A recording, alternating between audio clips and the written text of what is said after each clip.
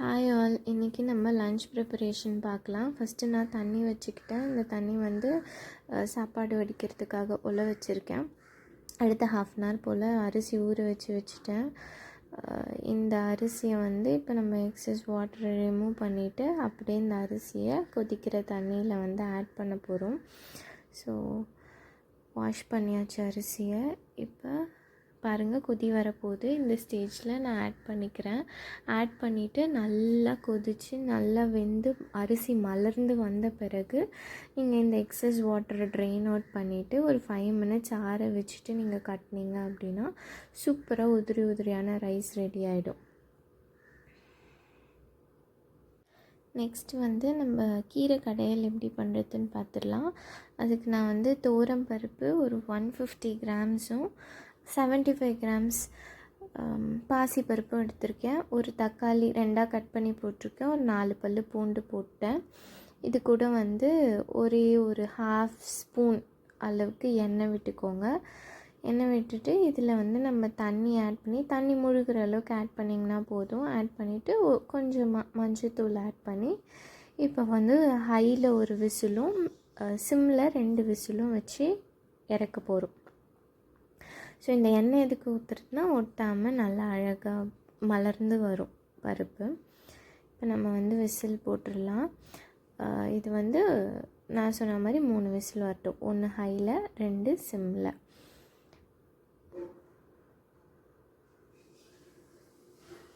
வெந்த பிறகு பருப்பு நல்லா மலர்ந்து வந்திருக்கும் பாருங்கள். மலர்ந்து வந்துருச்சு. இப்போ நீங்கள் இந்த தக்காளிலாம் வந்து மசியறதுக்கு கொஞ்சம் கடைஞ்சி எடுத்துக்கோங்க. கடைஞ்சி ரெடியாக வச்சுக்கோங்க. அடுத்து நம்ம என்ன பண்ண போகிறோன்னா கீரை சாப் பண்ணி வச்சுருக்கோம். கீரை நல்லா வாஷ் பண்ணிவிட்டு குட்டி குட்டியாக நறுக்கி வச்சுட்டோம். நான் எப்பயுமே நறுக்கி போட்டுருவேன். அப்புறம் ஒரு மீடியம் சைஸ் வெங்காயம். இப்போ நம்ம தாளித்து எடுத்துக்க போகிறோம். கடாயில் எண்ணெய் ஊற்றி கடுகு உளுத்தம் பருப்பு போட்டு தாளிச்சிடுங்க. நீங்கள் கீரையை சாப் பண்ணி போட்டிங்க அப்படின்னா கீரை வெந்த பிறகு கடையணும்னு அவசியம் இல்லை. அதனால தான் நான் சாப் பண்ணி போடுவேன். இப்போ கடுகு பொரிஞ்சிருச்சு, உளுத்தம் பருப்பு போட்டாச்சு. அதுக்கப்புறம் நம்ம ஒரு மீடியம் சைஸ் வெங்காயம் கட் பண்ணி வச்சுருக்கோம் இல்லையா, அதை ஆட் பண்ணுறோம். நல்லா டிரான்ஸ்பரண்ட் கலர் வர வரைக்கும் இந்த வெங்காயத்தை வந்து நம்ம ஃப்ரை பண்ணிக்கலாம்.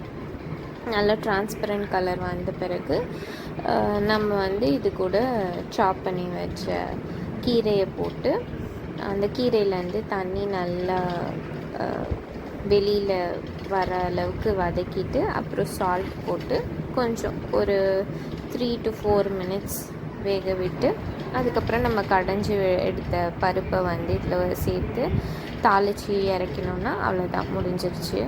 ஸோ இப்போ வந்து கீரை ஆட் பண்ணிக்கிறோம். வெங்காயம் டிரான்ஸ்பரண்ட் கலராக வந்துருச்சு. சாப் பண்ண கீரையை ஆட் பண்ணி நல்லா ஃப்ரை பண்ணிக்கோங்க. நீங்கள் ஃப்ரை பண்ணும்போதே சால்ட்டும் ஆட் பண்ணிக்கலாம். சீக்கிரமாக உங்களுக்கு அந்த தண்ணி வந்து வெளியில் வந்துடும்.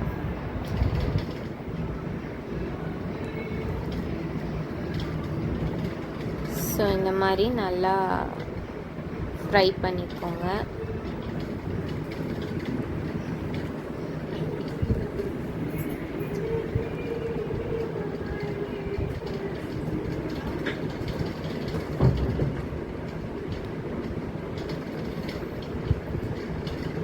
பாருங்கள், நல்லா தண்ணி விடுது. அந்த எக்ஸஸ் வாட்டர்லாம் வந்துட்டோம். அந்த தண்ணியிலேயே கீரை வெந்துடும். நீங்கள் எக்ஸ்ட்ரா தண்ணி ஊற்றணுன்னு அவசியம் இல்லை. கீரை எப்போவுமே சட்டுன்னு வெந்துடும். நீங்கள் ஃபாஸ்ட் குக் பண்ணிங்க அப்படின்னா தான் கீரையோட அந்த க்ரீனிஷ் கலரும் வந்து ரீட்டைன் ஆகும். நீங்கள் ஓவர் குக் பண்ணிட்டீங்கன்னா நல்ல டார்க் க்ரீன் கலரில் ஆகிடும். அதில் இருக்கிற மைக்ரோ நியூட்ரியன்ஸ் மேக்ரோ நியூட்ரியன்ஸ்லாம் கூட உங்களுக்கு வந்து போயிடும். சால்ட் ஆட் பண்ணிக்கலாம். தேவைக்கேற்ப உங்கள் சால்ட் போட்டுக்கோங்க. சால்ட் போட்டு இப்போ நல்லா மிக்ஸ் பண்ணி விட்டுட்டு ஓப்பன்லேயே வந்து குக் ஆகட்டும். நீங்கள் க்ளோஸ் பண்ணி கூட வைக்கணும்னு அவசியம் இல்லை. இந்த தண்ணியிலேயே அது சூப்பராக குக் ஆகிடும். பாருங்கள், நல்லா வெந்துருச்சு. ஹார்ட்லி 3-4 மினிட்ஸ் தான் இருக்கும். அவ்வளோதான், அதுக்குள்ளே வெந்துடுச்சு. இப்போ நம்ம கடைஞ்சி வச்ச பருப்பை வந்து இதில் ஆட் பண்ணிடுறோம். ஆட் பண்ணி நல்லா மிக்ஸ் பண்ணி விட்டுட்டு இது ஒரு 3 மினிட்ஸ் போல் கொதிக்கட்டும், நல்லா பைண்ட் ஆகிறதுக்கு எல்லாம் சேர்ந்து. நல்லா கொதித்து வந்த பிறகு கடைசியாக நம்ம ஒரே ஒரு காஞ்ச மிளகா போட்டு தாளித்து இறக்கிட போகிறோம். ஸோ இப்போ கீரை கொதிச்சிச்சு, தாளிச்சிடலாம். ஒரு 1/2 ஸ்பூன் எண்ணெய் ஊற்றிக்கோங்க போதும். இதில் வந்து கடுகு பொரிஞ்ச பிறகு ஒரு காஞ்ச மிளகா கொஞ்சமாக பெருங்காயம் ஆட் பண்ணி நல்லா பொரிஞ்சதும் கீரையில் கொட்டிடுங்க. அவ்வளோதான், கீரையில் ஆட் பண்ணி நல்லா மிக்ஸ் பண்ணி விட்டுக்கோங்க. அவ்வளோதான், சூப்பரான கீரை பருப்பு கடையில் ரெடி. நெக்ஸ்ட் வந்து கோவக்காய் பண்ணிடலாம். எண்ணெய் ஊற்றி கடுகு போட்டாச்சு. கடுகு நல்லா பொரிஞ்சதும் கொஞ்சமாக உளுத்தம்பருப்பு போட்டுக்கோங்க. உளுத்தம்பருப்பு செவந்ததும் நம்ம இந்த மாதிரி ஸ்ட்ரைப்பாக வந்து கோவக்காவை கட் பண்ணி வச்சுட்டு அதை ஆட் பண்ணிடலாம். ஆட் பண்ணிவிட்டு ஃபஸ்ட்டு எண்ணெயிலேயே நீங்கள் சும்மா ஒரு 2 வதக்கி ஒரு 5 மினிட்ஸ் போல் ஓப்பன்லேயே விட்டுருங்க. கொஞ்சம் நல்லா காய் வெந்துடும். அதுக்கப்புறமா நம்ம தேவையான மசாலாஸ் எல்லாம் ஒன்று ஒன்றா ஆட் பண்ணிக்கலாம். ரொம்ப பெரிய மசாலாவில் வீட்டில் இருக்க மசாலாஸ் தான் நான் யூஸ் பண்ணுவேன். ஓகே, இப்போ இது நல்லா வதக்கி அப்படியே கொஞ்ச நேரம் நம்ம விட்டுடலாம். இப்போ சால்ட் ஆட் பண்ணுறோம். ஒரு 5 மினிட்ஸ்க்கு அப்புறம் சால்ட்டு, அப்புறம் கொஞ்சமாக மஞ்சள்தூள், அதுக்கப்புறம் உங்களுக்கு தேவையான காரம், அதாவது மிளகாத்தூள். வேறு எந்த எக்ஸ்ட்ரா மசாலாஸும் இல்லைங்க. நாங்கள் மிளகாத்தூளுமே வந்து வெறும் தனியாக காஞ்ச மிளகா 2 தான் போட்டு அரைப்போம்.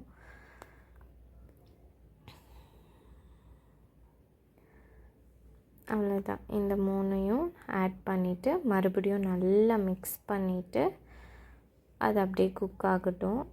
இது குக்காக வந்து அரவுண்டு 7 to 8 மினிட்ஸ் ஆகும். உங்களுக்கு அந்த பச்சை வாடை மிளகாய் ஸ்மெல்லாம் போகணும் இல்லையா? ஸோ 7 to 8 மினிட்ஸ் அதை அப்பப்போ வந்து கலரி விட்டு குக் பண்ணிவிடுங்க. இந்த டைமில் நம்ம 2 விஷயம் ப்ரிப்பேர் பண்ணி வச்சுக்கலாம். ஒன்று வந்து நிலக்கடலை தூள், இன்னொன்று வந்து தேங்காய் துருவல். நிலக்கடலை தூள் வந்து ஒன்றும் இல்லை, நீங்கள் பச்சை வேர்க்கடலை எடுத்துகிட்டு நல்லா ட்ரை ரோஸ்ட் பண்ணிவிடுங்க. ட்ரை ரோஸ்ட் பண்ணிவிட்டு அந்த தோலெல்லாம் எடுத்துட்டு அதை வந்து கோர்ஸாக கிரைண்ட் பண்ணி வச்சுக்கோங்க. கொஞ்சம் ஒன்றும் பாதியமாக கிரைண்ட் பண்ணி வச்சுக்கிட்டிங்க அப்படின்னா இதில் ஆட் பண்ணி நீங்கள் ஃப்ரை பண்ணி சாப்பிடும்போது சூப்பராக இருக்கும். ஸோ இந்த மாதிரி நீங்கள் கோர்ஸாக கிரைண்ட் பண்ணிக்கோங்க. அந்த தேங்காய் துருவல் இது வந்து ஒரு 1/4 மூடிக்கும் கம்மியாக தான் இருக்கும். 1/4 மூடியில் பாதி தான் இருக்கும் அந்த தேங்காய். ஸோ ஃபஸ்ட்டு தேங்காய் போட்டு நல்லா ஃப்ரை பண்ணிவிட்டு அதுக்கப்புறமா நீங்கள் இந்த நிலக்கடலை தூளை போட்டு ஃப்ரை பண்ணிக்கோங்க. நல்ல டேஸ்ட் என்ஹான்ஸ் பண்ணி கொடுக்குற விஷயம் வந்து இந்த 2 தான் கோவக்காய் ஃப்ரைக்கு. அதுதான், தேங்காய் நல்லா மிக்ஸ் ஆகிடுச்சு. இப்போ வந்து நீங்கள் வேர்க்கடலை தூளை வந்து ஆட் பண்ணிக்கலாம்.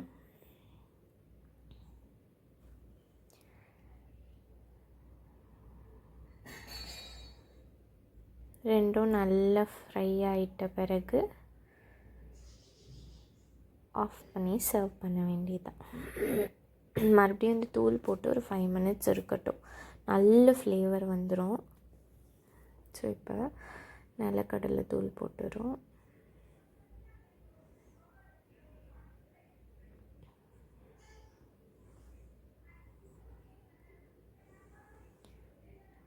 அவ்வளோதான், இதை மிக்ஸ் பண்ணி விட்டுட்டு நல்லா ரோஸ்ட் ஆனதும் இறக்கிடுங்க.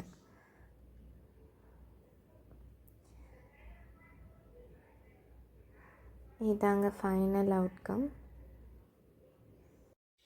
அவ்வளோதாங்க, சூப்பரான கோவக்காய் ஃப்ரை, கீரை பருப்பு கடையல் அண்ட் ஒயிட் ரைஸ் ரெடி.